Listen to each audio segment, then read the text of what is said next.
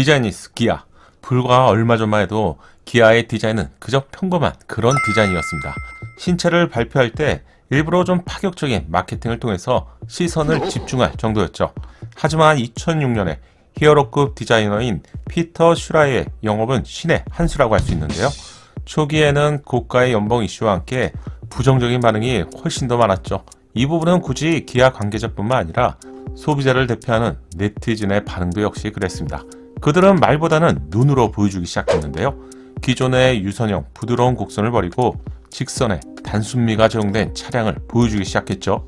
그리고 달라진 디자인은 세상을 놀라게 만들었습니다.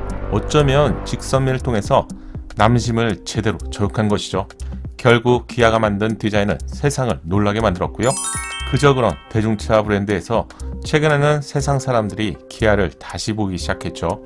지금 세상은 기아 디자인에 놀라고 설마 하면서 지켜보던 형님 현대차는 예상보다 시간이 좀 걸렸지만 패밀리 룩을 완성했습니다. 안녕하세요, 연목그룹입니다. 차량을 구입할 때 디자인의 역할은 정말 중요하죠. 많은 분들이 성능도 중요합니다, 또는 연비도 중요합니다 이렇게 말씀하시지만 결국 디자인을 보고 최종 결정합니다.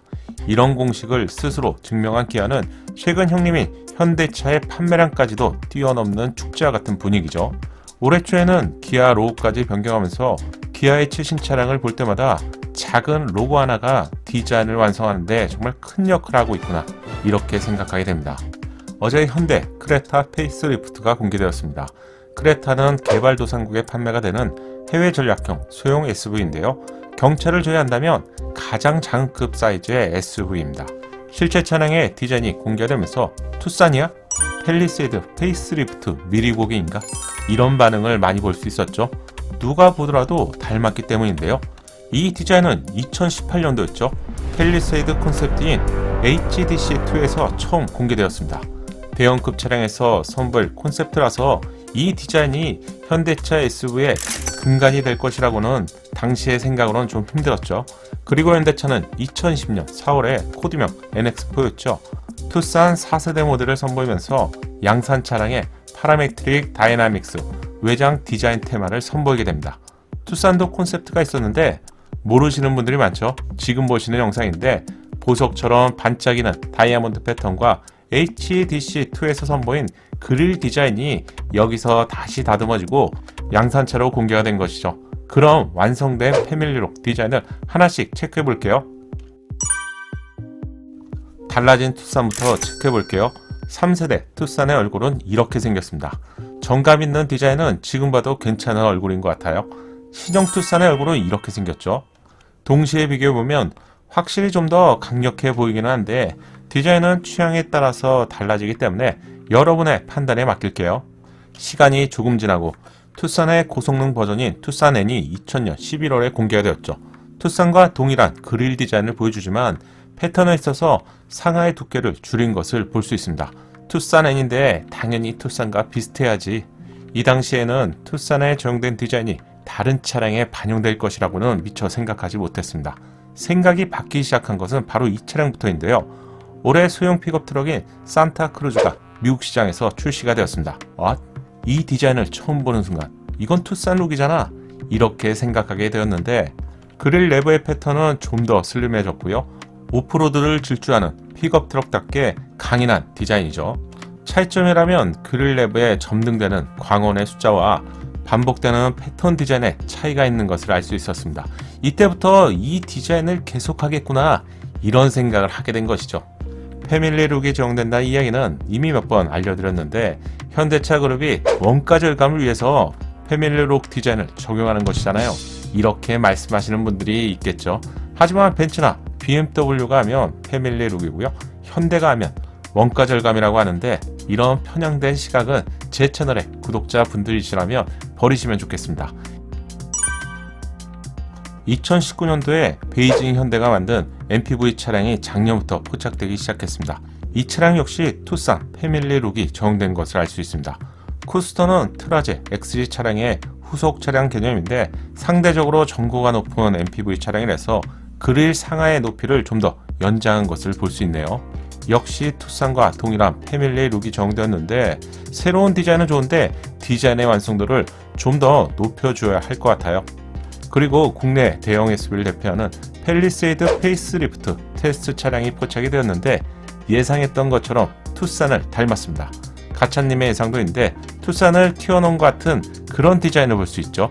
예상도와 거의 비슷한 디자인으로 출시가 될 것 같은데 이렇게 된다면 준중형 투싼 디자인이 픽업 트럭 산타크루즈, 미니밴, 쿠스토, 대형 SUV 팰리세이드까지 적용되겠죠.